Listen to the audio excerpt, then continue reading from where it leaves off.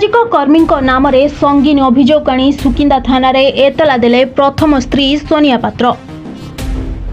सुकिंदा थाना अंतर्गत मूलखंब ग्रामर सोनिया पात्र एक संगीन अभियोग निज स्वामी विश्वनाथ पात्र नाम आनी। एतला मुताबक 10 तारिखर पूर्व राति 1:45 दुई छुआ धरी शोइथिबा समय हठात स्वामी विश्वनाथ पात्र घर भितर पशि सोनिया मुंडरे बंदूक लगाई तंटी चिपी जीवन मारिदेबाकू उद्यम करथिले। बहु कष्टरे सोनिया स्वामी ठारू खसी आसी चित्कार करिबारु परिवार लोके पहुंचीथिले एवं स्वामी मोटरसाइकेल जोगे आखि पिछुड़ाके केउ आड़े उभान हो जाइथिले। घरे थिबा 4300 टंका मध्य नै जाइथिले। घटनार कारण बुझिबारु जणा पड़िछि कि विश्वनाथ पात्र तांको प्रथम स्त्री को नाबालिका बयस रे उठाई नै जोर जबरदस्त शारीरिक संपर्क रखी भय और धमक देखाई एक नोटारी राजीनामा द्वारा विवाह करी सोनिया को 3टी पिलार मां कराई बहु समय रे अकथनीय निर्यातना शारीरिक और मानसिक सह यौतुक निर्यातना मध्य दैथिले।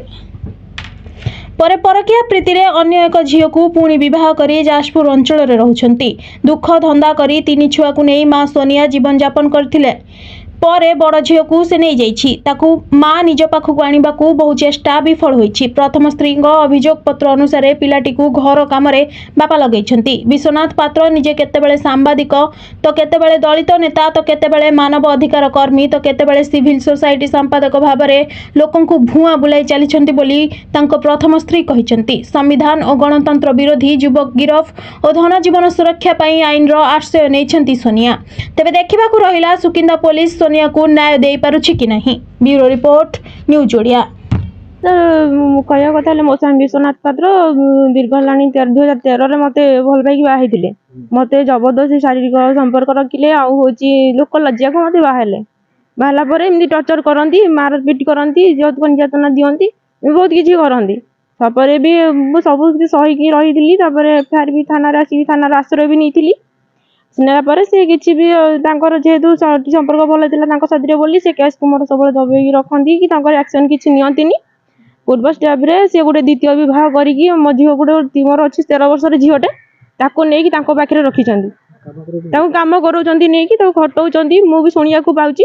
ता विषय कहला मत से धमक चमक दौरान से गाँव में बंदूक नहीं आसते मत मारदेवाई धमक देते भी मद भी देकी आसिकी पड़ी आबे काली गतकाल राति मत तंटी चिपिकी 1:45 मिनिट मत मो तंटी चिपिकी धरते आसते कबाट ढकढक कले बाड़े मुझे किए आसती कहली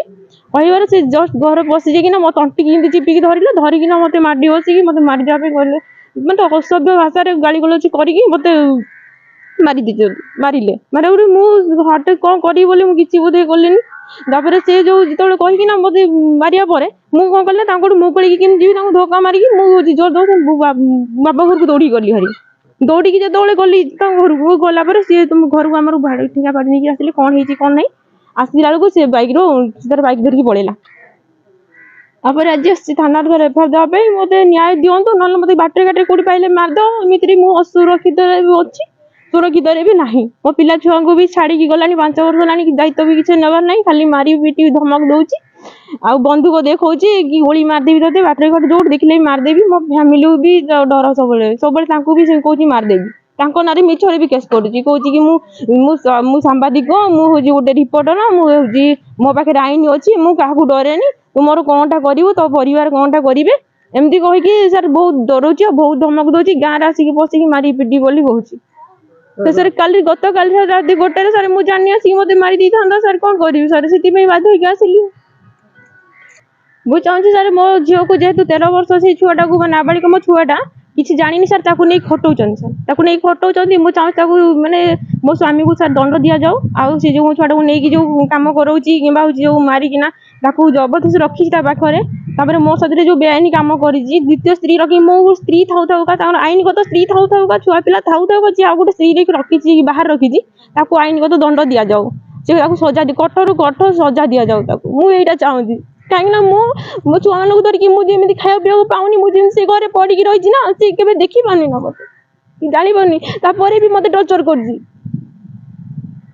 आईन को दंड दि जाऊ मुझे चाहूँगी दंड पाइबा दरकार जदि एति दंड देवे मो आईन मत साहय कर मत न्याय दिंतु मुझे चाहूँगी आईन को किसी चाहूनी।